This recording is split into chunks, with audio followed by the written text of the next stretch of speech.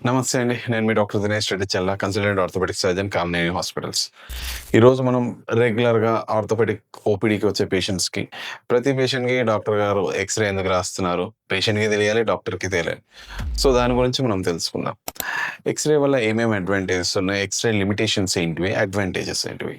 చాలా expensive scans, పెద్ద పెద్ద స్కాన్స్ వచ్చాక ఇంకా ఎక్స్‌రే ఎందుకు? ఎక్స్‌రే ఇంపార్టెన్స్ ఏంటి అంటే, x-ray we can do dynamic అంటే వెయిట్ ఏసి ఎక్స్‌రే తీయొచ్చు. So that alignment, body bone alignment ఇవన్నీ తెలుస్తుంది. అండ్ రెండోది x-ray is an instant thing. ఒక చిన్న ఎక్స్‌రే చేస్తే మనం చాలా డయాగ్నోసిస్‌కి రావచ్చు. దాని గురించి నేను ఫర్దర్‌గా మళ్ళీ ఎక్స్‌ప్లెయిన్ చేస్తాను. There are many expensive scans, CT scan, MRI ఇవన్నీ. బట్ దేని ఇంపార్టెన్స్ దానికుంటుందండి. X ray is first thing cheaper and it has its own advantages.